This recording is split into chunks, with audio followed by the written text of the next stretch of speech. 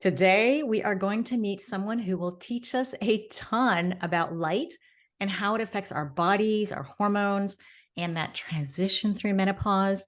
Roudy Nassif is a light expert, and he's learned how to harness the power of light and of darkness to overcome his own experience with depression. Now, his background is in engineering, but he has combined this with his passion for light and health to create Vivarays, the most advanced circadian light filtering eyewear for better sleep, more energy, and ultimately a more exciting journey through life. Roudy has been using his expertise on light to educate health practitioners and doctors about the biological effects of light and to help them optimize not only their patients' well-being, but their own personal lives as well. And I can totally see how doctors can really benefit by checking in on their circadian rhythm. It's those night shifts. And now Roudy is on a mission to elevate people's light environment to a whole new level of alignment with nature in order to live an optimal rhythm so that this can help them sleep better, have more focus and more energy, and just basically lead more productive and fulfilling lives. So now, without further ado, meet Roudy. Welcome. Awesome. Thanks for the great intro, Zora. I'm so excited to learn more about light. And when we first met, you shared your personal story of how you overcame depression by harnessing this power of light. Can you just briefly share how that happened? Yeah, absolutely. So it all started when I was a little kid at school. I used to suffer from debilitating headaches, agitation, and inability to focus in the classroom. And I used to misbehave because I intuitively wanted to escape the indoor environment and be outside. Hmm. Eventually, I was diagnosed with the label ADHD, and I was forced back to stay in an environment that did not feel good for me. And that felt really torturing at that young age. And by the time I got to engineering school, I started living as a night owl. I felt very wired, very stimulated at night, stayed up very late to then wake up the following morning extremely late, lacking the energy, feeling exhausted and completely unmotivated. Mm. Now, after 2 years of working as an engineer, I literally hit the bottom in my life where I felt the most depressed, fatigued, and disoriented I have ever felt in my entire life. And at this point, I literally went so deep into the dark that my only choice was to make a U-turn back into the light. So I literally still remember this night very well, and I get goosebumps when I talk about it. I was by myself in my chamber, completely paralyzed with zero desire to move or live. And something in me awakened, and I looked into myself squarely in the eyes. And I literally made a commitment to myself that I wanted to transform my health issues and suffering. And this night, I knew that I had to leave everything behind. So I left my job as a civil engineer and I started traveling on a long journey, literally into the unknown. I did not know where I'm going. I started going and camping on different farms and volunteering. And on this journey, I was seeking and learning from different health experts and holistic doctors. But to be honest with you, very quickly, I started feeling very overwhelmed with all the different health opinions about what I should be doing. And different health gurus were pointing to different diets, supplement companies, biohacking tools, and they all seem to contradict somehow. And to be honest, no matter how many diets I was trying, I wasn't feeling any better. Mm. Now, miraculously, a specific event changed all of that. I spent several weeks volunteering on a rural farm in Quebec up north. And throughout those 6 weeks, I was sleeping in my tent and I was exposed only to natural light during the day and fire and candlelight during the evening. Within a matter of 3 days, something miraculous happened. I literally started winding down in the evening, feeling super relaxed, mellow, sleeping shortly after the sunset, to then wake up before the sunrise for the first time in my life, literally. Feeling super rested, refreshed, full of energy. and motivated. For the first few days, I did not know what to do with that energy. It was like extremely puzzling to me, like what is happening? And I started again tapping into that period in my life when I was really connected with the genius in myself as a kid, when I was really intuitive and I had greater ability to go out in nature and interpret nature's rhythm and write beautiful poetry and things like this. So this trip on this farm reawakened the aspect of myself. And I was farming outdoors all day, learning about permaculture, dancing, cooking, hiking, swimming in lakes. And literally, I was achieving in a 24-hour period more meaningful stuff than I was able to do in 21 years of disconnection from myself. So the great question that I was asking myself is like, how did that magic happen? I did not change my diet. I didn't take any supplements, and I was exercising and meditating in the same way I was doing before. And I was in complete awe. I wanted to understand. Can I But ask you something? yeah, go I'm ahead. wondering, what were was it anything to do with the people around you as well that surrounded you? You're not around maybe toxic relationships, but relationships that are energizing or supportive, or people are kind of doing the same thing. And do you think that maybe played a role? Absolutely. I mean, I think one of the greater things I experienced on this farm, other than changing my light environment, is that I was surrounded by people who did not perceive me through the eye of the ADHD guy and the depressed guy and all of these different labels that I was carrying along my journey. Out of a sudden, I was in a fresh environment, beautiful farmers looking at me through the eyes of source, and I had this beautiful opportunity to redefine who I am or reconnect to my true essence. So absolutely, yeah, that's a great point. How old were you? 23 years old. Interesting. Yeah, looking for yourself. And so you started to live a life according to nature. It sounds like you were outdoors all day, and then by a candlelight or fire, darkness at the appropriate time, or what would be considered a natural rhythm. And so this, I'm sure, yeah, impacted your health as well. So it sounds like it's a combination of things, almost like a perfect storm as well.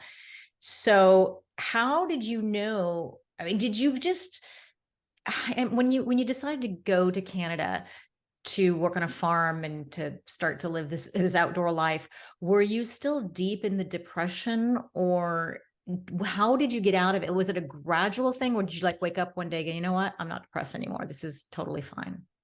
Yeah, absolutely a gradual thing.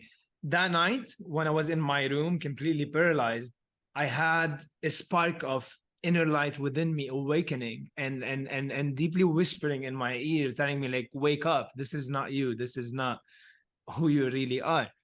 And that was almost like a mystical spiritual experience that literally led me to make a decision that helped me reshake the construct that I have created for myself and that old environment. And afterwards, it was a very long journey. So it did not happen overnight. It was a long journey of experimenting and doing different things. But one of the most influential started on this farm. And the big takeaway for me was that when I came back to the city, and within a matter of a few weeks, I literally fell back into my old terrible routine of staying up late at night. And guess what? I started waking up feeling tired and eventually fell back into my depression. So I instantly decided to take off again and go volunteer on another farm up in Northern Ontario with a group of Indigenous people that are phenomenal, because they're one of the few Indigenous people in Canada that are still very connected to their culture and to the land. So it was a great opportunity for me. But once again, after a few days of living up there, I was able to restore perfect sleep, energy, clarity, vitality that I've never felt before. So it was at this stage, I started really wondering, like, how does this magic happen on those farms? And what I started observing is that all of those farmers up north, had a quality of light in their eyes that I have never seen in the community of folks who were following, all these dogmatic diets and complicated supplements and things like this.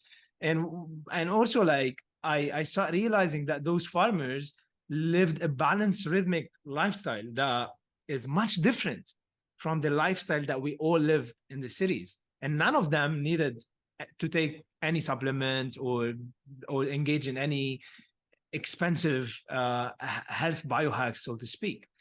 And basically, we don't need to become farmers and go up north, right? But there's something that we can learn from those farmers. And when I ask myself, what is the difference between them and people living in the city, I start realizing that they all rose before the sunrise without an alarm clock, naturally. They spent all of their days outside in natural lighting. They ate seasonally what grew in their environment while the sun is out and at similar times every day. And they fasted when the sun goes down. And their only source of light after the sunset was fire and candlelight. Okay, so if you bring all of these together, simply put, they lived a balanced, rhythmic lifestyle that is in complete alignment with the balanced, rhythmic light environment of nature. Mm-hmm. And I do believe that this was the exact magical recipe that catalyzed this transformation that I experienced on those farms, which led me to this 7-year journey of studying light, quantum biology, circadian rhythms, and whatnot. And also, one very important thing I shall speak about is that all of those farmers lived purposely. They gave all they have, all the love that they have from themselves into the earth, and they knew that the earth re-gives back to them. So there was this cycle of love that they lived again and again and again, that also ignited their vitality and their purpose. So, okay, it sounds super dreamy. And I'm just trying to put into context a woman over 50 who doesn't live on a farm and who's got a busy life or a work, or maybe he's looking for her purpose in life, who knows, but it may not be realistic to be in this environment, which sounds idyllic and maybe on a holiday or something. So how can we harness this power? It's not only the light. Light seems to play a big role, but it just kind of all gels into each other. It flows because if you're out, getting the light outdoors, you're getting some vitamin D, and you're probably moving, and you're probably, if you're on a farm, maybe eating fresh local food. It just kind of cycles and spins out of control in a good way. So, explain to us a little bit about the light, what you learned, because you said you went on a journey of learning more about light after this experience, because I think you probably whittled it down to something that maybe you could control, because you're not going to live on a farm for the rest of your life, I guess. So yeah, what can you tell us about light, the light spectrums? And because we discussed earlier that it's not just a blue light and a red light. There's just so much more to it. So tell us a bit more about that. Yeah, my discovery was, and still is, which is very exciting, that light is the most powerful force that shapes and molds every aspect of our life and well-being. And as an engineer, I have always been fascinated by Albert Einstein, but I have never been able to connect Albert Einstein to biology until later in time. Albert Einstein taught us about the law of relativity, E equal mc squared. E is light, m is mass, and c is velocity. And this equation literally means that light and matter are exactly the same thing. And the only difference is the environment in which it manifests. So light is continuously being transformed into matter as it slows down. Okay, E equal mc squared. When light slows down, it transforms into matter. It crystallizes into matter. So it becomes us, literally. But wait, why is it when it slows down, it turns into matter? Why can't it turn into matter when it's fast? Like fast light? No, fast light. What's fast light and what's slow light? Like, what's that? Because c is velocity, right? Yeah. So E equal mc squared. The c is the velocity aspect. And when the velocity decreases, then light crystallizes into what we call matter. Can you give us an example? An Like example. how light turns into matter? Yes, exactly. So in our eyes, for instance, we have what we call a substance. It's called the vitreous EDI, composed of water, collagen, and acid. And the function of the vitreous in the eye, EDI in the eye is to slow light down so that it converts it into electricity that actually gives the signal to all of our biochemistry about what to do. So, for example, the amino acid tryptophan in our eyes is transformed by UV light into dopamine, which is Really? the hormone that allow us to see goals, to feel the motivation, the aspiration to go after what we really want in life. It allows us to think outside of the box, to sit up and pay attention. And that was one of the things that as I grew up, I was really deficient on dopamine, which led me to depression and inability to seek that which I want or believe that I'm capable and able to do it. I wasn't able to sit up and to be able to pay attention because I was lacking the healthy light that was building up the blocks for dopamine to flow in my system. And instead, what do we start to rely upon? We start to rely on things that instantly increase our dopamine that are not sustainable, like screens, like having snacks and sugar, like pornography and destructive things that instantly increase our dopamine, and then dopamine drops off really fast and leaves us really thirsty for more and more and more. And it's a very unsustainable way of building our dopamine. Yeah. But also lights create serotonin, lights create melatonin. So light entering our eyes is transforming into signals, into electricity that is literally guiding all of our biochemistry. It's creating our reality. Wow. And it's enabling us to make a model of ourselves in space and time and perceive first ourselves, which will affect our self-image of ourselves, which is everything. You cannot overcome your self-image of yourself. If you perceive yourself as a poor, sick person, no matter how much you try to change and take supplements and take courses on how to become rich, you cannot overcome this self-image. And light plays an absolutely essential role in elevating this self-image. I think that we work with nature, with the light in nature, to build up those blocks in ourselves that enable us to evolve and to become better human beings every single day. So cool. Okay, I didn't know tryptophan is in our eyeballs. Like that's pretty cool. And I didn't know that that can trigger into dopamine. And if anybody, the way I remember dopamine, what it does is like dope, like drugs, right? It makes people excited or high, or they crave more. It's that reward system, right? So that is pretty interesting. So it sounded like, yeah, you weren't, as a child, you weren't building up the dopamine because you weren't getting enough light outdoors or natural light, right? And so, okay, then I think we got it. And when I thought about light and matter, I kind of thought of photosynthesis. I went back to biology thinking, oh, plants need light to grow. You're right. Water, oxygen. I'm going to turn off, speaking of light, I'm going to turn off this backlight because I think you see this background way better than me. And you're the light guy. So I think you'd agree, no?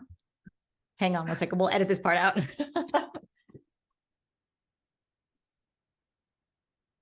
Okay. I think this will probably be better when sorry, everybody else who's listening. I'll have to I'm trying to get a good, oh, wow. All right, we'll go with that because I don't want you to focus on this bedroom behind me. So, okay, really interesting. So I think we kind of got the way light turns into matter. I really want to understand how light turns into matter. And it's so much more than that because it's your mood, your being. And you say it impacts how we perceive ourselves, and being outdoors is super important. It kind of made me think, oh, well, I guess you spend less time looking in the mirror, criticizing yourself anyway. So it's nice just to be outdoors and just just be, right? So, okay. Now I would like to learn a little bit more on our circadian rhythm. I define it as this natural sleep wake cycle, but there's more to it. So maybe you can explain a little bit about that, and how does natural light and artificial light impact this? And I would love at some point for you to tell us what you told me earlier about the different spectrums of light as well. Yeah, absolutely. That's a great question. And just to clarify something, I think I have made a mistake. It's tyrosine that turns into dopamine. It's tryptophan that turns into serotonin and melatonin. And there's Ah, a lot more to it. But the point from this, it's not important that we know the names. What's really important is that we start understanding how the light cycles around us programs this cycle within us, and how this biophysical force called light is actually the leader that informs our biochemistry on what to do. And therefore, when we are dealing with a biochemical problem, we need to take a step back and stop zooming in on biochemistry and starting to ask a very important question.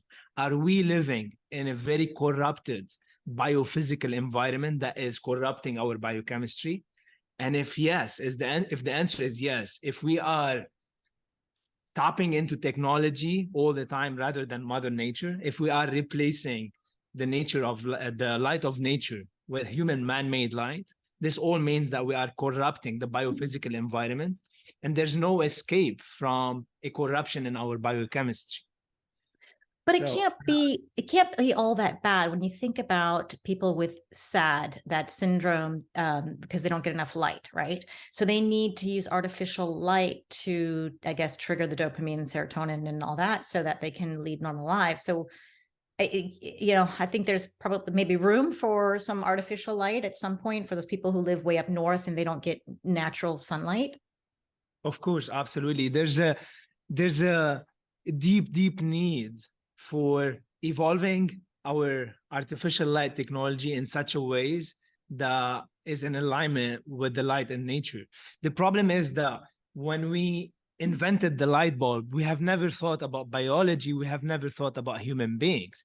We have thought about the industry and how can we make human beings stay awake for longer hours so that they can produce more and produce more machines.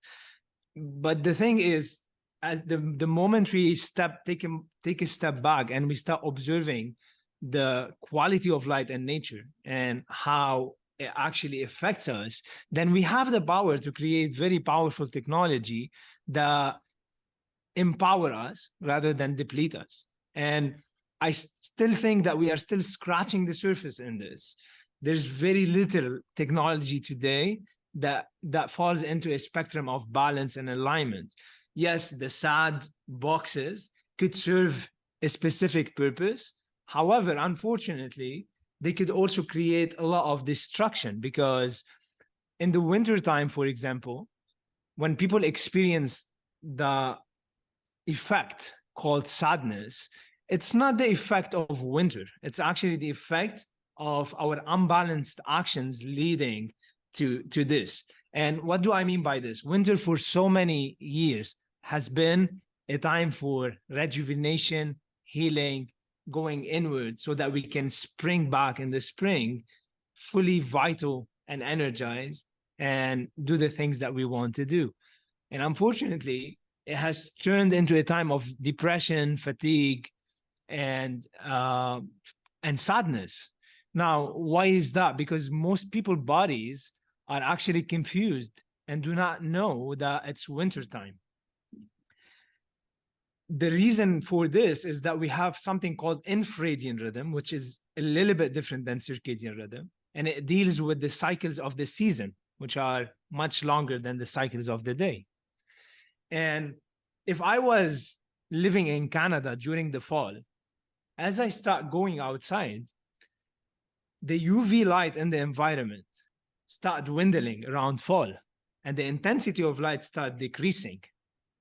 Also, the length of the day start decreasing.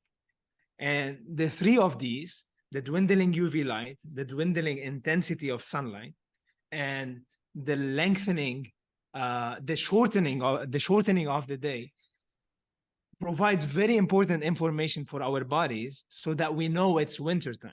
And this helps us to shift gears physiologically to prepare for this season. Have you ever wondered, for instance, how come animals in the wild do not freeze till death during the winter? Mm-hmm.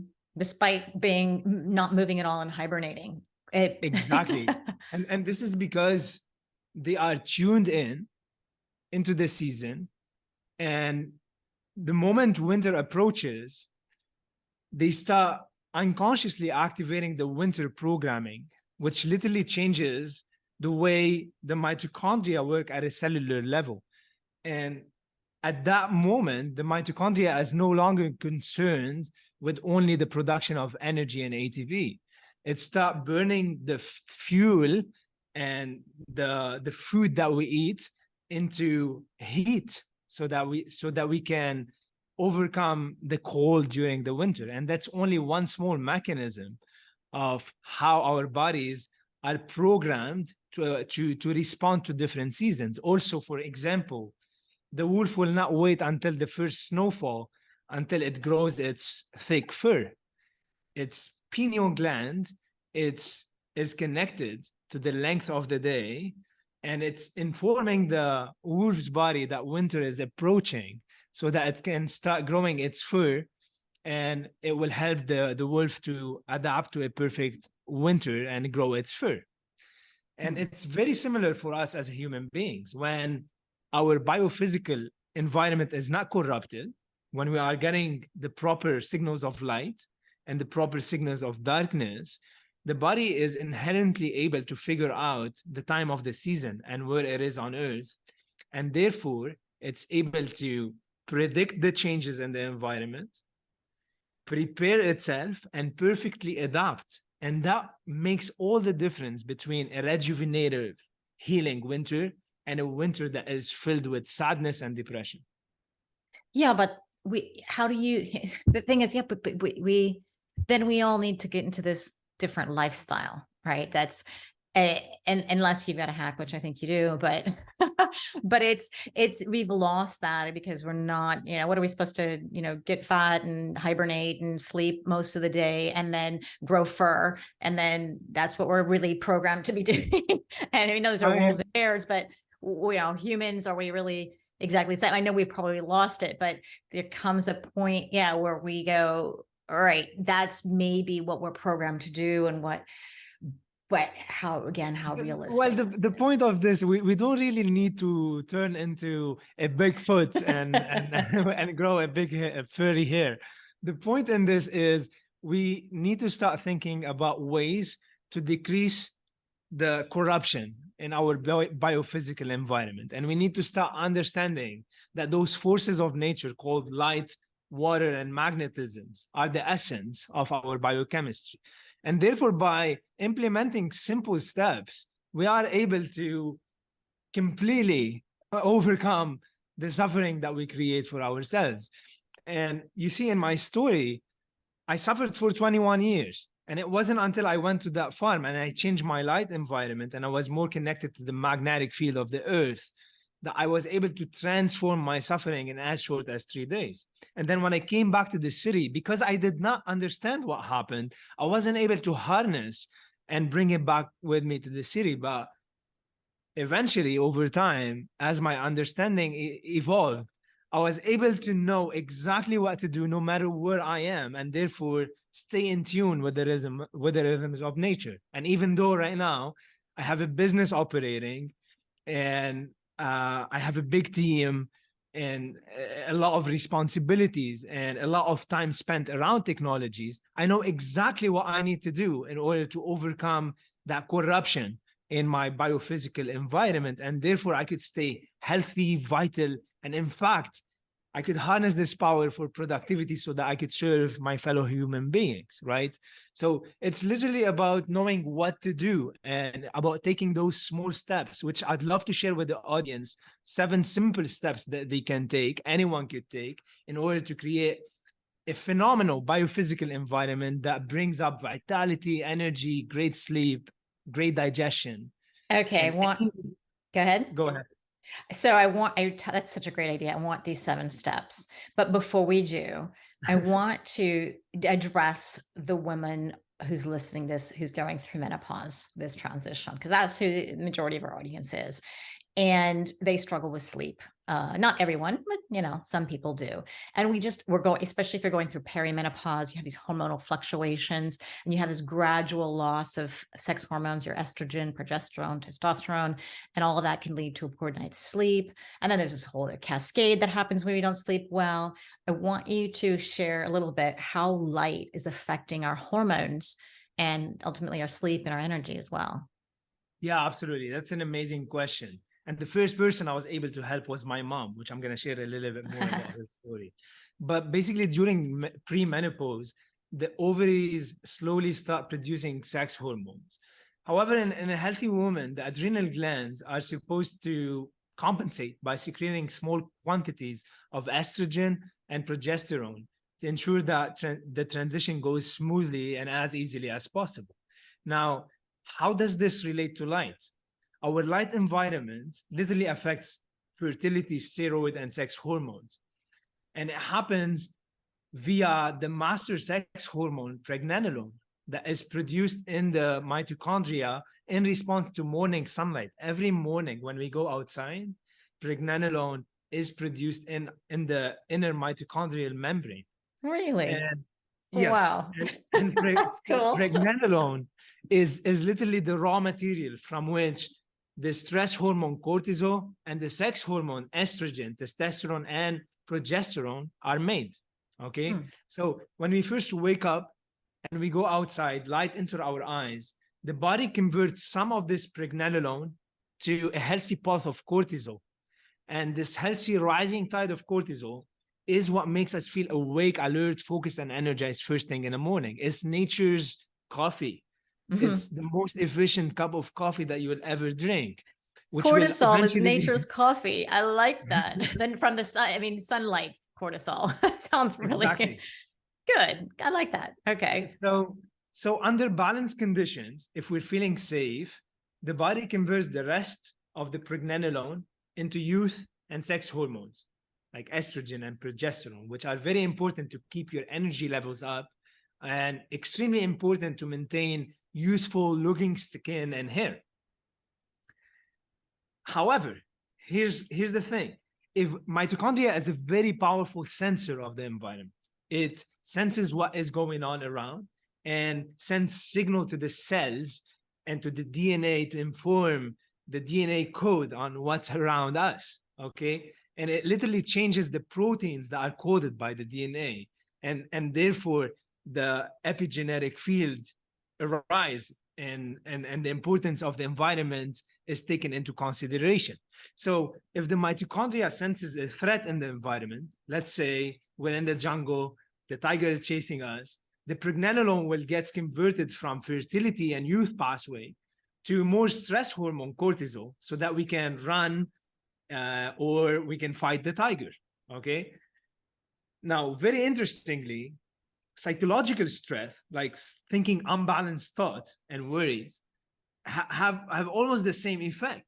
But not only this, junk light has also the same effect. There's a German scientist called Fritz Hollweg back in the 1970s. He published many studies showing how sitting in front of under artificial junk light like LEDs and fluorescents increase the stress hormone cortisol and ACTH abnormally.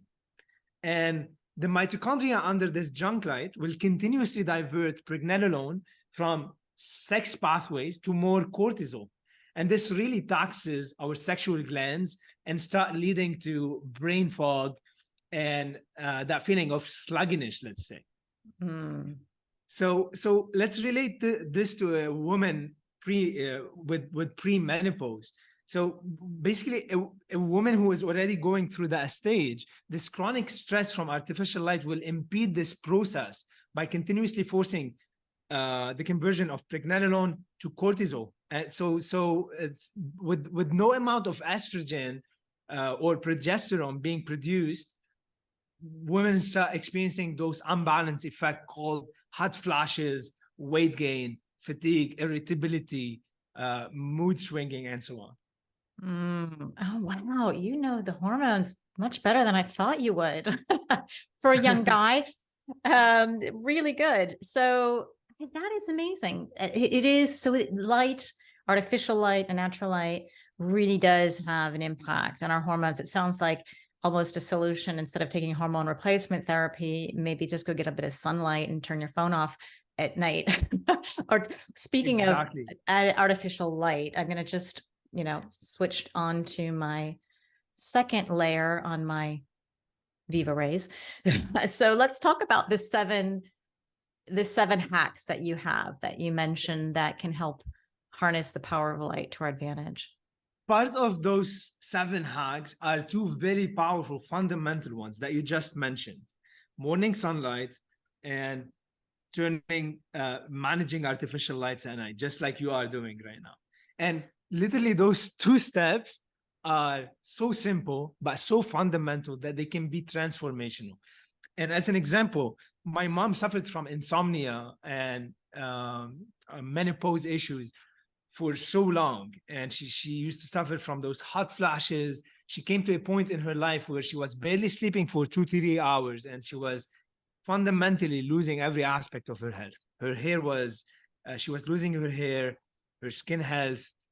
She wasn't able to focus anymore. Her attention, her cognition were lowering so fast.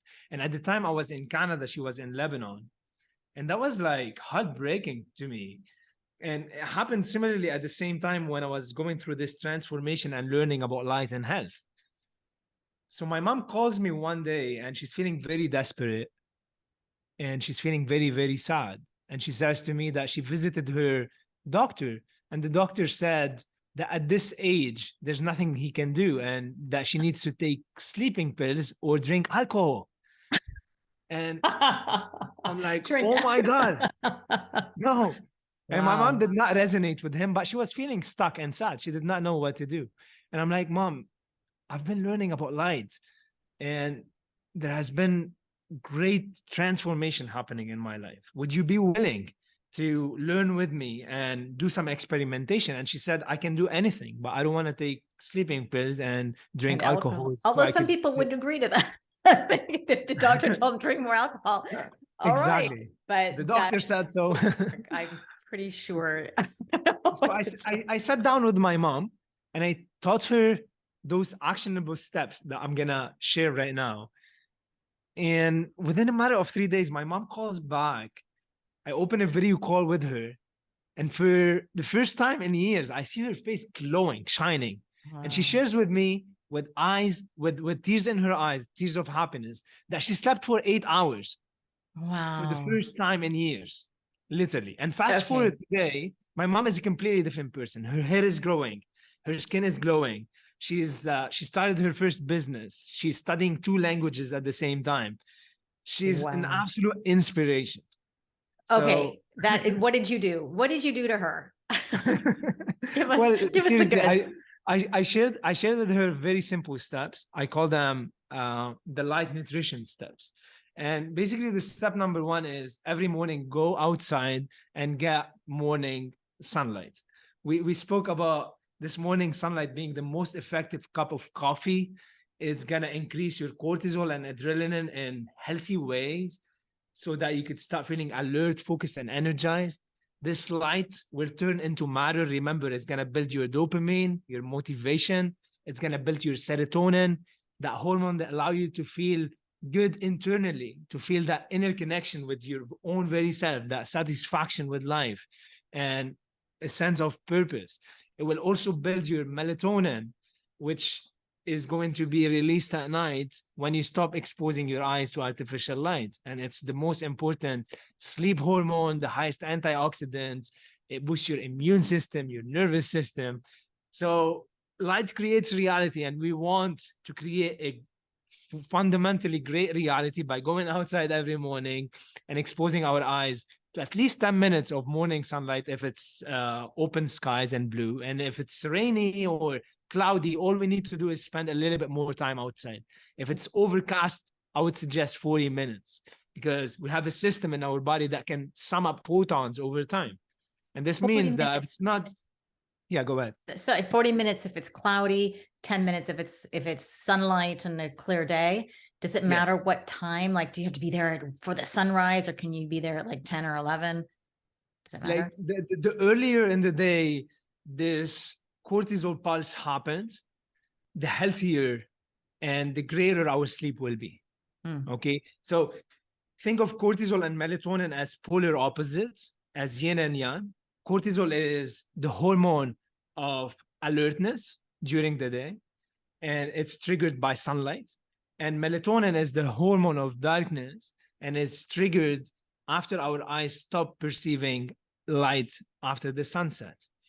And when we mess up with this cycle, there is tremendous detrimental effects that are associated with it, from depression to anxiety to weight gain to blood glucose issues, insulin resistance, leptin and ghrelin. So even like hunger level increase at night. So there's a lot of detrimental health issues that are associated with messing up with this yin and yang cortisol melatonin cycle. And the takeaway from it is it needs to happen as early as possible during the day. And if we can align it with the actual time of the sunrise, that's golden. Okay. Interesting. Yeah, you kind of touched a little bit on the circadian clocks that we have. And we did a great podcast with Dr. Sachin Panda, who I'm sure you know is all about circadian rhythm. It was brilliant, because you think, I mean, I just kind of chunk it all in. Well, we have one circadian rhythm. It's your light, sleep, wake cycle, just to keep it easy. But in fact, every single organ and cell and tissue and things have their own circadian clocks that are programmed towards a master clock, right? And that's everybody's listening. Go and listen to that Sachin Panda podcast, because it is brilliant, and you can get a deeper dive on what we're talking about. So, okay, so really the big solution is getting outdoors, the light. In the morning light, for their appropriate dosage. Now, what else did you tell her to do? So number 2, I asked my mom to upload an app called the Circadian app. And that was for the sole purpose because I did not know when ultraviolet A arises in her environment. And that's a very important thing to understand, because we spoke about light, and one very important aspect of light that is composed of different layers or frequencies of light that create a blend. And this blend is extremely important because it signals extremely beneficial information into our body to inform us about our environment. And one of the important layers or frequencies that are absolutely necessary every single day is the arrival of UVA frequency. So when people download this app, they'll be able to register their location. And based on their location, the app will, and based on the time of the season as well, the app will tell them at 8:30 a.m. in the morning, UVA starts rising. And that's an extremely important time to go outside for 5 to 10 minutes once again. Why is that? Because the hormone of darkness, melatonin, is actually produced in response to UVA light. And it's only released at night in response to darkness. So in order to build up our melatonin level, we need that UVA light in our eyes first thing in the morning. Okay, so we can wear sunscreen to protect us from wrinkles, right? And skin damage. We can't, because of the light receptors on our skin? Yeah, we need the UVA to strike our skin and our eyes, because the skin is a very powerful endocrine stimulator, so to speak. And this UVA shining on our skin has tremendously powerful effects, like lowering our blood pressure, decreasing our heart rate, making us more calm, even energizing the water in our cells. I don't want to go too much in this because it's very sciencey, but there's a guy called what's his name? The fourth phase of water, Jared Pollack. Yes. He speaks about how UV light actually provides the energy to catalyze a split in the water. And basically the water splits into a positive and a negative charge, creating a battery like that the body uses to perform work, cellular work, healing, rejuvenation. And the key to this highly coherent structure, crystalline water, is actually light striking our eyes and our skin. And UVA and UVB play an absolutely essential role in building up this fourth phase of water, or structured water. It has so many different names. Easy water also is another name for it. So, okay, Zone water. we women around 50 are going to protect our skin from sun damage. So how do Yes. we hack this? I mean, I can see myself, okay, maybe in the summer, I'll just put it on my face and go walk around with shorts and t-shirt, and I can still get hopefully that. And then in the winter, I don't know, go out earlier in the day, like go as close to sunrise as possible without any sunscreen on my face, because that's the only place that, and your hands, maybe if you live in a cold climate, that's going to hit the light, right? So is that going to be good enough? So here's the thing. You want to first tune and optimize nature's natural sunscreen, which are composed of two things. Number one is the infrared light that appears in the environment way before UVA and UVB appears. And when we expose ourselves to this infrared light first thing in the morning, and on a consistent basis, day after day, we start building our ability to absorb more UV light without burning. Also, this infrared light increases the production of locally produced melatonin, which is very different than circulatory melatonin. We spoke about circulatory melatonin as the sleep hormone, whereas locally produced melatonin, which is produced in response to infrared light, is a very powerful scavenger of any inflammation and any free radicals that happen when you expose yourself to, let's say, too much UV light, or even after you eat a big meal. I mean, free radicals are a natural thing that happens even when we exercise. So infrared light is very powerful because it increases this very powerful melatonin that is produced locally in the cell and that is able to clean off any metabolic waste and any inflammation that happens at the level of the cell. So that's number one. Any woman who is listening right now, start thinking about how can I increase my exposure to infrared light when UV is not there at that time. And how do you know? You could even know when you look at your shadow. When your shadow is much longer than you, this means that there's a lot of infrared light in the environment and there's no UV light yet. The second natural sunscreen is the melatonin that we produce at night and a restful night's sleep. And the key to this is, as soon as the sun sets, just like you did, Zora, you put your glasses because you're blocking the blue and green light frequencies. Otherwise, those frequencies will confuse the brain into thinking it's daytime and will destroy melatonin. And as a result, we cannot sleep well. And if we don't sleep well, we cannot clean ourselves. We cannot clean our skin and all the toxins that have been accumulated. And therefore, we are much more likely to burn the following day and much more likely to be sensitive to sunlight, let's say. That's amazing. I didn't know this. This is really natural sunscreen. So, okay. Now, the third thing is like really being intuitive as well and acknowledging your lifestyle. So if you've been like spending a lot of time indoors and you don't want to go outside suddenly in 12 noon summertime and start tanning, because you will burn yourself. And it's not sunlight that is burning you. It's your habits that did not lead to being able to absorb sunlight in a proper way. So seeking shade, wearing hats, wearing clothes, all of these are natural ways of protecting ourselves from burning as well. And the least thing I would recommend is natural sunscreens. There are natural formulas that we can put on our skin that do not create toxicity in our endocrine system. Because most of the sunscreens, if you look at the ingredients, There's no one ingredient that is not phototoxic, which means that they produce toxic chemicals when light shines on them. And we don't want this, because it's going to disrupt every aspect of our endocrine system. Okay, with the natural sunscreens, I think people need to understand a little bit deeper before they go buy, because I bought natural sunscreens just from a girl who mixes them herself and then burned myself. Okay, this is not working. I need to trust a certain level of safety and standardization. So maybe, what do you mean by natural sunscreens?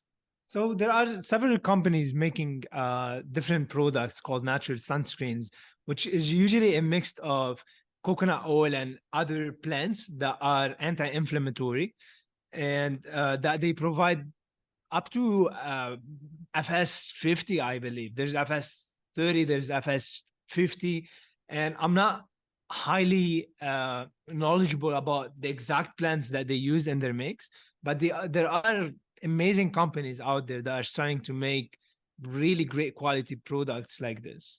Okay, that's like a whole other podcast. Because now I'm curious, like, what? All right, now you've given some great hacks, and I know that one of them are the blue blocking lights glasses, right? So, which is what I'm wearing right now. I absolutely love them for many reasons, and I'm sure this is probably, this is your mission now, is to obviously educate people and help them. But this is one way we can hack the artificial light, right? But Yeah. the interesting thing about the Vivarays, it's like 3 glasses in one, right? You have this one set of glasses, and then you have 2 extra layers, an orange and then a red, that can really block out different types of light during different types of the day. So I want you to explain a little bit, how you even got to the idea of creating blue blocking glasses, and why are yours Vivarays different than everyone else's? Yeah, that goes back into the time when I was on those farms, and at some point I did not want to turn into a Bigfoot and grow Grow big hair and get furry hair. fat. So I wanted to come back to the city and to continue working on some projects that I was deeply desiring to achieve. And as I learned about light, I was able to implement some steps that helped me to maximize healthy light during the day, such as the steps I was sharing, and some of which that I did not share. But the problem was for me that it was very difficult to manage my artificial light exposure. For example, Zora, what time is it right now on your side? 6:50 p.m. 6:50 p.m. The sun has already set. Yeah. And you're still able to sit and have a conversation with me in front of your computer and under artificial lighting. Yeah. Now, why is that? Because you are now wearing the Vivarays evening glasses, which are engineered to filter out the blue and the highest frequency green. And therefore, it helped the brain understand that it's actually 6:30 p.m. And the body physiologically starts preparing for a restful night's sleep. It starts secreting all the hormones that it needs to secrete so that the body can undergo proper healing and rejuvenation at night. Whereas if you did not have those glasses on and you were sitting under this light, your brain will literally be tricked into thinking it's daytime. It's going to increase the cortisol, the stress hormone, at the wrong time of the day. And basically, it's going to make you feeling wired and stimulated. And it has a lot of different other effects. For example, one of which, it increases your ghrelin, your hunger hormone, and it decreases the leptin, the hormone that actually signals to your brain that you're feeling full and you have enough energy reserve. And what happens instantly, people are watching Netflix or whatever on the television, and they feel an urge to eat. And they suddenly find themselves unconscious in front of the fridge, eating and munching on sugar and carbs. And this is literally an effect of a corrupted light environment. And we can try all we want to overcome this program with our willpower, but it's like paddling against the river. It's a very ancient biological program that actually is programming our neurotransmitters. So we want those neurotransmitters to be secreted at the right time, right? And at this time, we don't want a lot of cortisol in our body. We want melatonin to start building up so that we can start feeling calm, relaxed, and being able to prepare for a rejuvenative night's sleep and clean our brains, clean our organs so that we can wake up the following morning with a lot of energy.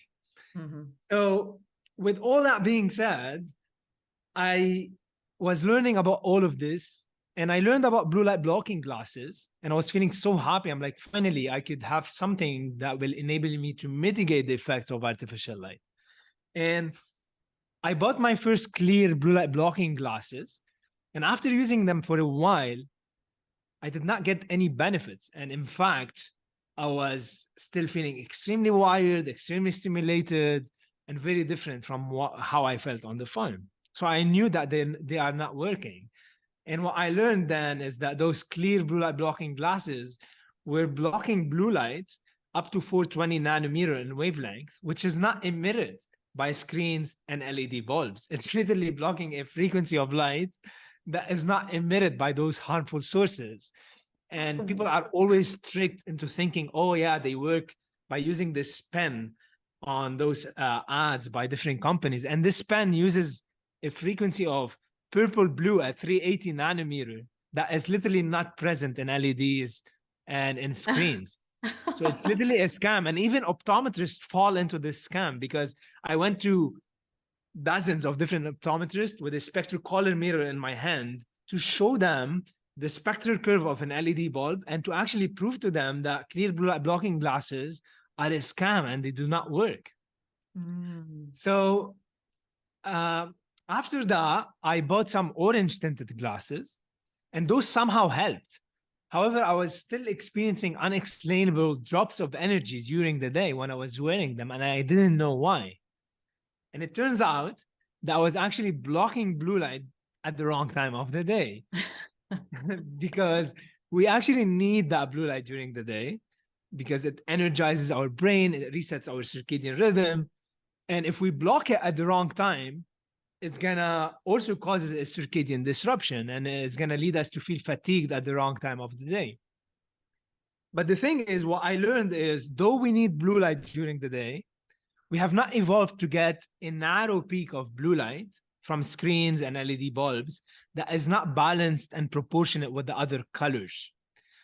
So for example, if you go outside and you measure the light of sunlight, you will see a full spectrum, symmetrical, beautiful emission. And the blue is balanced with the yellow, orange, red, and so on. It never comes in isolation. Whereas if you measure the LED bulb, you can see a nasty narrow peak in blue that is very disproportionate and unbalanced with the other colors. And this is what often causes people fatigue, irritation, headaches, eye strain when exposed to this unbalanced frequency of light. So I wanted to come up learning all of this and consulting many world's leading experts in circadian in circadian biology. I started understanding why those blue light blocking glasses that I was purchasing did not work for me. And I wasn't ready to give up because that was something very important for me to accomplish. And I wanted to find a solution.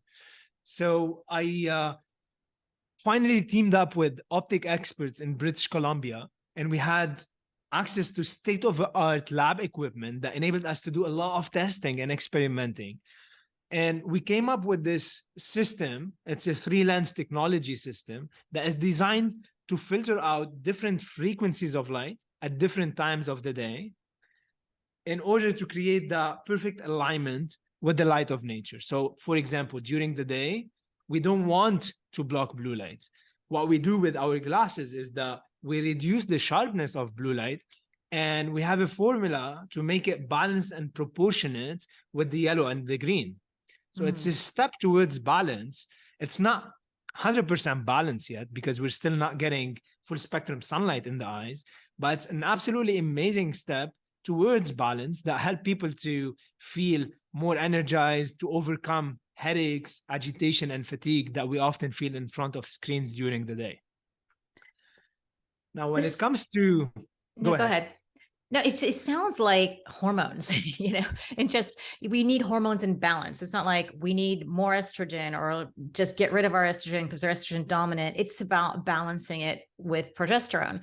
So it's not about blocking out the blue light completely, which seems maybe what some of the glasses are doing. It's about finding the right balance with the other spectrum of light or the other colors, the other frequencies. Did I understand that correctly? Exactly, because to answer any question, we need to look into nature. And if we look into nature, we see that during the day, there's a full spectrum of polar opposites.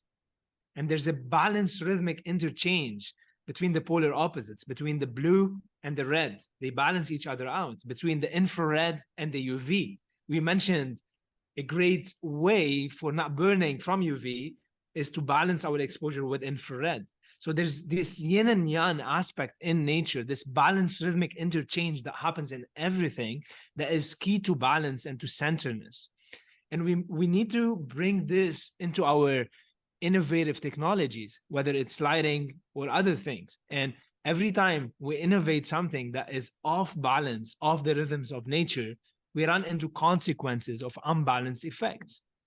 And what we are trying to do in Vivarays is elevate the light environment to a level of alignment with nature. So we are trying to learn from nature to move towards balance.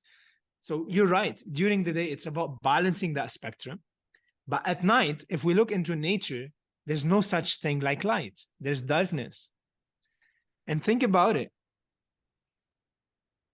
In the breathing cycle, there's the inhalation and the exhalation. And both are equally important. And a healthy breath cycle is one where there's a perfect interchange between the inhalation and the exhalation. They're equal and opposite. It's the same with light and darkness.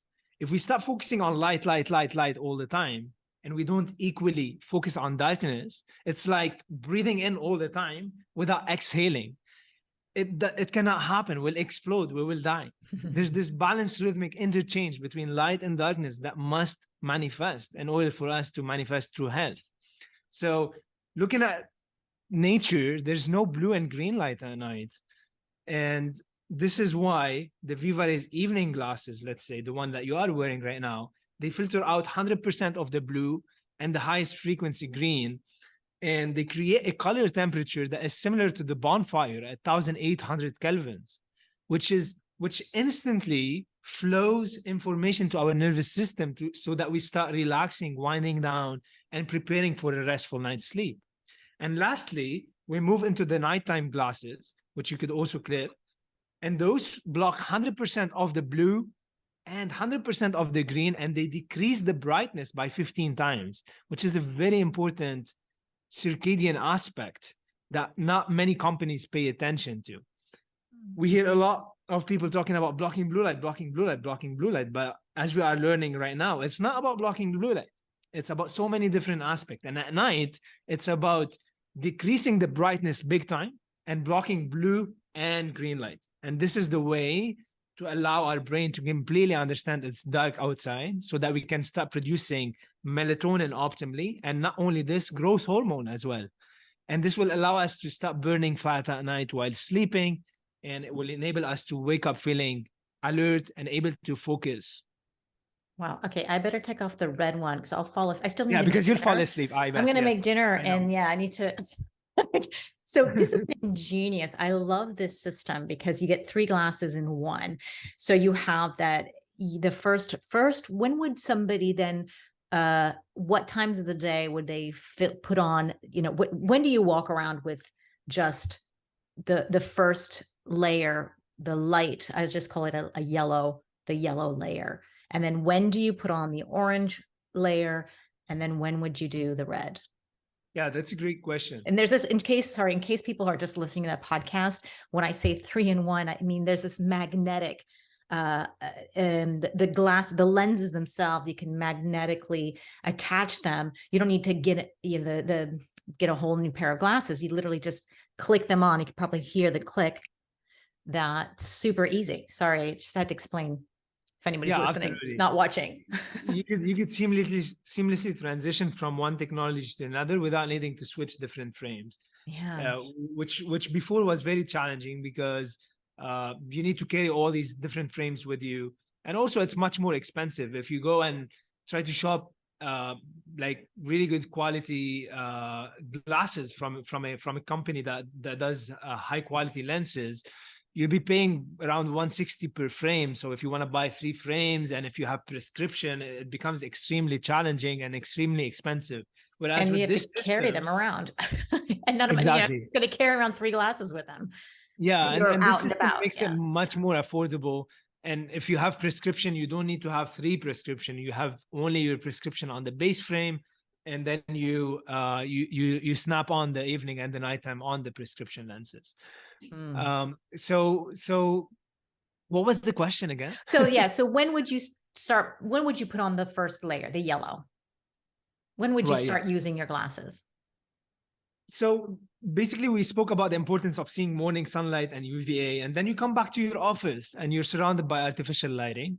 That's when it's extremely important to put the Vivarays daytime glasses, okay? Mm. Because it's gonna filter out and balance out the nasty frequency that is coming not only from the screen, but also from the light bulbs that you might be using in your space, Mm.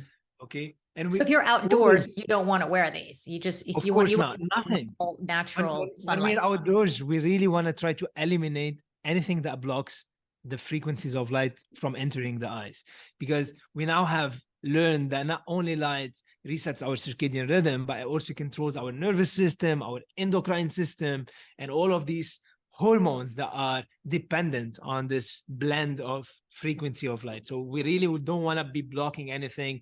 We really don't want to be putting sunglasses. If we wear prescription, also we want to remove the prescription as we go outside so that we can get undistorted frequency of light in our eyes.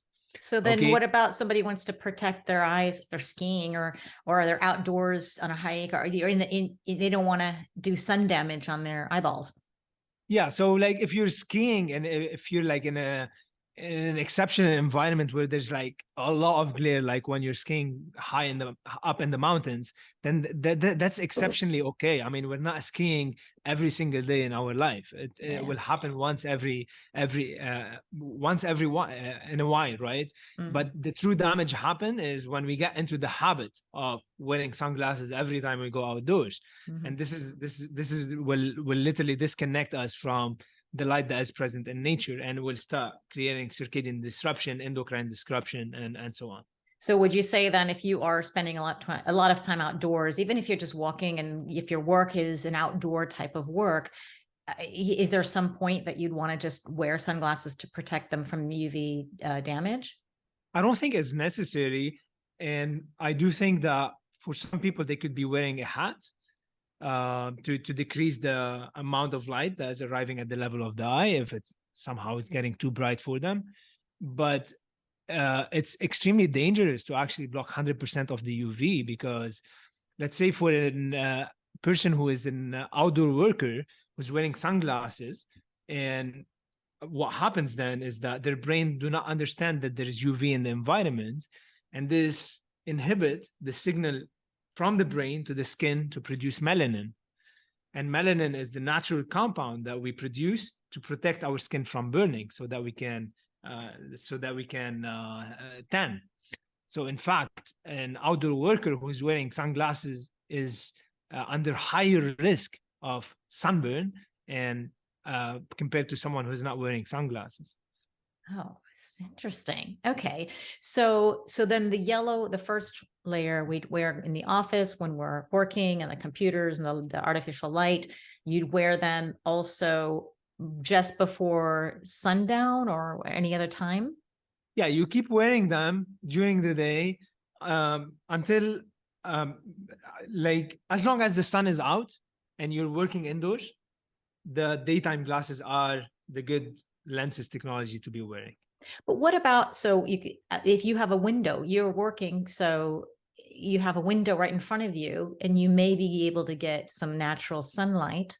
Would you still, but you're on the computer. Yes, so what that's would a you, great you don't have the question. lights on because you have plenty of sunlight coming in. So what would somebody do with at that point? That's a great question. If you don't have a lot of artificial lights that are dominating natural lighting, you have a great window in front of you. You open the window so that you're getting undistorted frequency of light.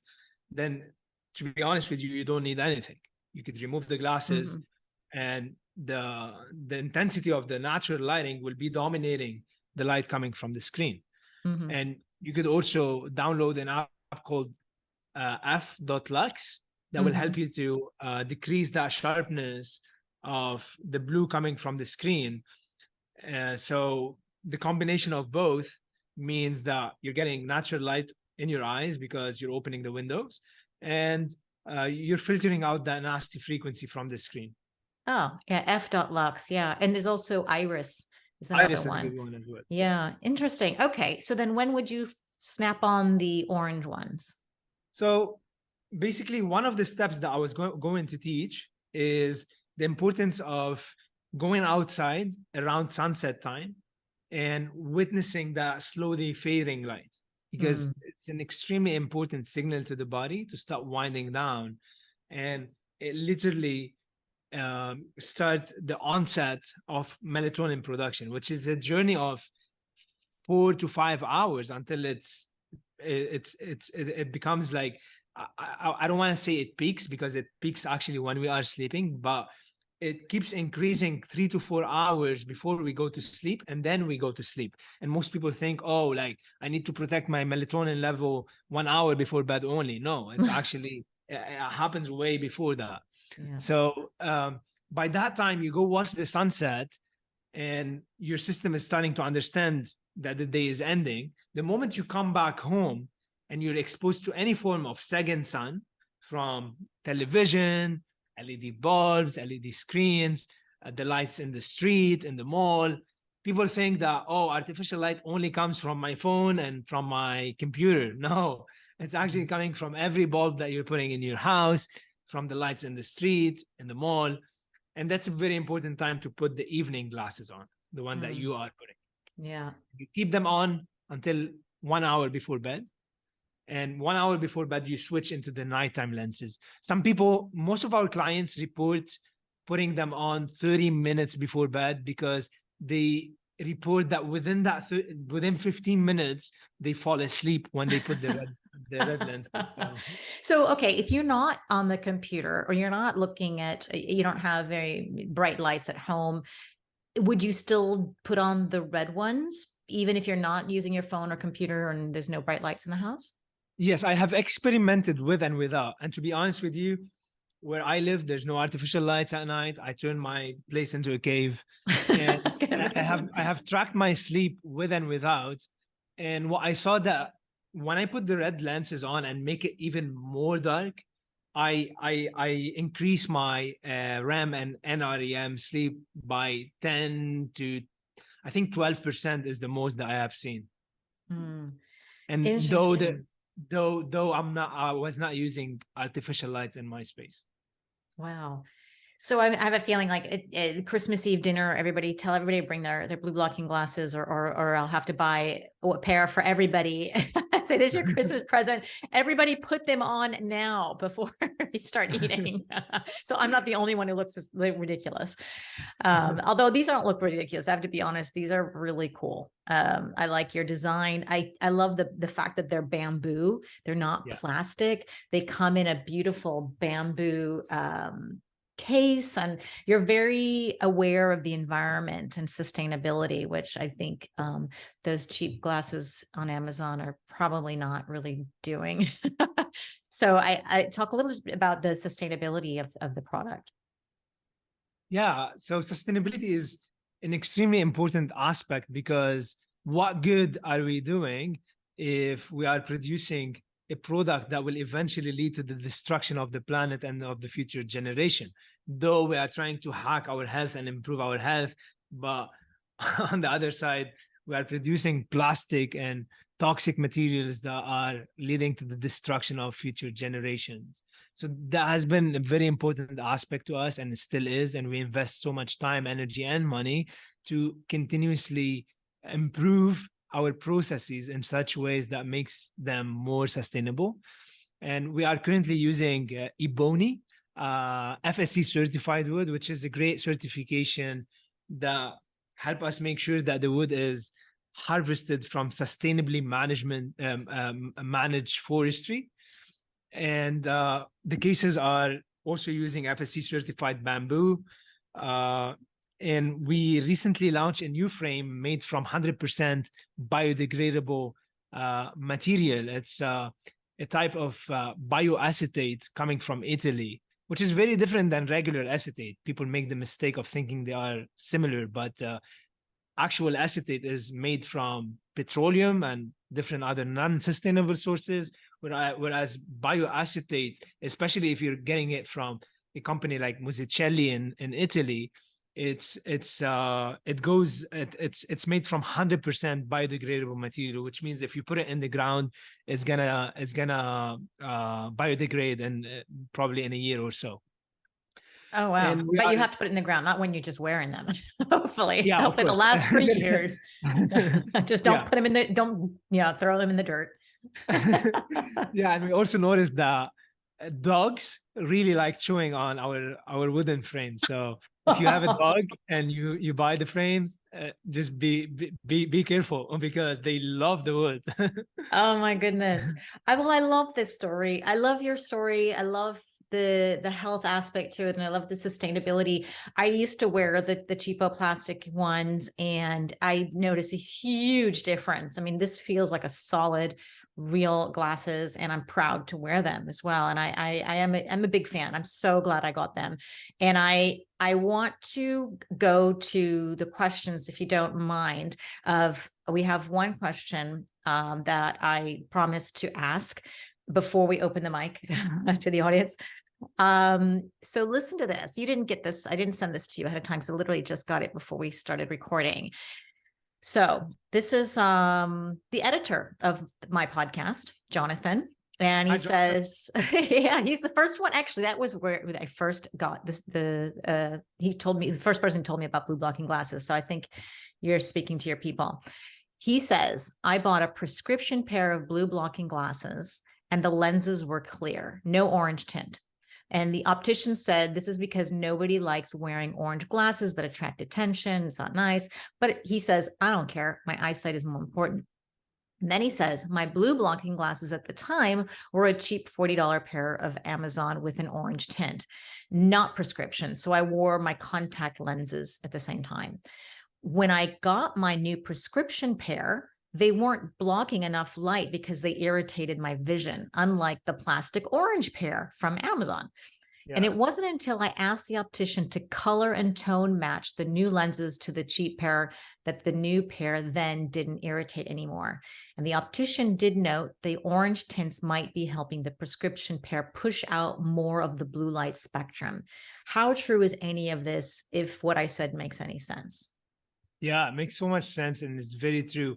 And again, it brings us to the question, when we are trying to block blue light, we need to ask ourselves, what time of the day is it? Because if your friend Jonathan tried to put those orange tinted glasses from Amazon during the day, who would have really disrupted his circadian biology because he's blocking too much blue at the wrong time of the day. Whereas when your friend Jonathan wear those cheap orange tinted glasses from Amazon at night, and he compares them to the very expensive clear blue light blocking glasses coming from the optometrist, the cheap Amazon glasses will be able to achieve better results because they are actually eliminating some of the blue. And by doing this, they are helping him to sleep better. Now, here's the thing.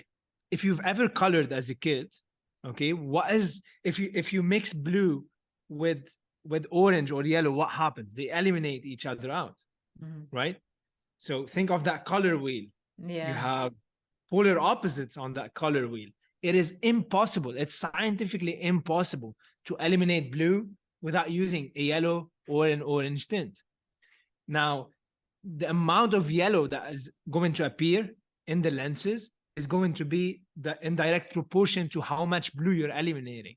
And when you eliminate all the blue, it's going to automatically become orange, right?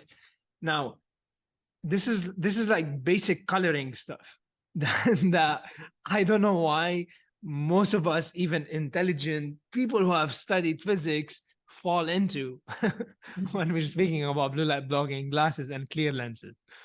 Now, the interesting thing also that we have tested is you could have two different orange tinted glasses, and though they look orange, they are not blocking the same amount of blue light. And this could only be seen when you test the lenses using a very professional spectrocolorimeter that could show you how much light is entering at every frequency at every wavelength of light. And what we saw is many of the cheap tinted Amazon glasses, for instance, blocked blue light. However, when you start zooming in into the different frequency of blue light, there's always light leakage happening. 10% here, 7% there, 3% here. So overall, there's a lot of light leakage, which will lead to a less optimal outcome. But it will be much more optimal than using clear blue light blocking glasses from an optometrist. Wow. Okay. I hope that answered your question, Jonathan. And I think it's time to get a pair of Vivarays. And then you don't have any light leakage. I love these two words, light leakage and light nutrition. Those are the two words that stood out for me today. I would love to open the mic. Kimberly, do you have any questions or comments? And you can unmute unless you're driving and or cooking or doing something that you can't unmute or ask a question. Perhaps that's the case because she's been so patient. I'm assuming she must be busy doing something. Sometimes you have your hands on the wheel and you can't turn on the mic. Okay. So what I would love to share people to get more information, because I've taken way too much of your time with so many things. I think we need to have another one. I just have this is fascinating, the spectrum of light. And I want to direct people to your website because you do have a blog and I really like your articles. And I think you need to write more because, this is valuable information. And you can go to Vivarays.com. That's Vivarays. And you've got Instagram, the same thing as Vivarays. You give some great information there. And I saw that you have these new frames coming out there. And people can they ask you questions on Instagram at electromagnetic_diet?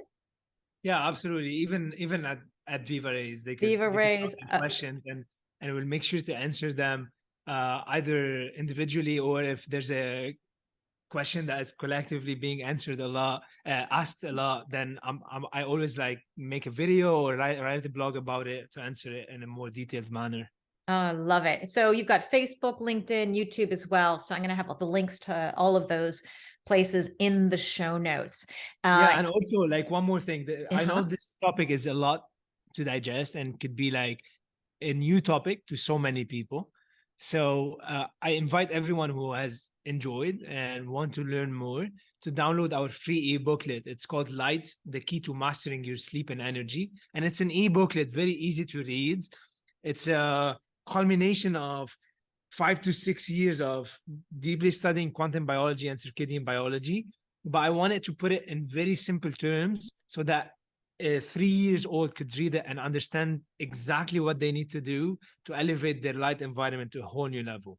So I promise if you read it, it's going to be a very easy and smooth read, and it's going to equip you with the exact action steps that you can take in order to elevate your light environment. Also, feel free to interact with us. If you read it and have any questions, send us an email to support@vivarays.com and I'll be happy to answer your questions. Oh, wonderful. I have a link to that booklet as well in the show notes so that you can find that easily. I love this. Okay. And if you guys want to try the Vivarays, you can get a discount for 15% off using the code Zora. And we always use the same code at vivarays.com. Any last words for a woman over 50 before we let you go, Roudy? Last words for women over 50. I want to thank women over 50 for the gift that they have given the world, because it's through them that life is given. They are very special beings and hold within them true power and the power of femininity, which we shall all honor and learn from. And I think it's a gift that we get to grow wiser on earth. And as we reach the 50s, it's a very special time. And it's the time when things just start for us to uncover and unlock that spark of divine light and divine genius within ourselves. And I say this because I have spoken with so many women over the age of 50, some of which believe that the moment they reach their 40s and 50s, you know, life is ending. Whereas I have met other geniuses, women that I have learned so much from, that taught me that this is actually when life starts. This is actually when every woman and man start tapping into their inherent genius and become more sensitive to the divine spark of light in them. So enjoy, keep shining your light, and I want to thank you for the great gifts that you bring to all of us. What an ending. You're coming back on again. I love that. Thank you so much. That is beautiful words, beautiful reminders that life is just beginning. And I really appreciate your time, your expertise, all the work you've done to learn about light. And I know it's so much deeper than what you've shared, but I'm excited to follow you and keep learning more from your blog and Vivarays. So thank you again for your time. Thank you so much, Zora.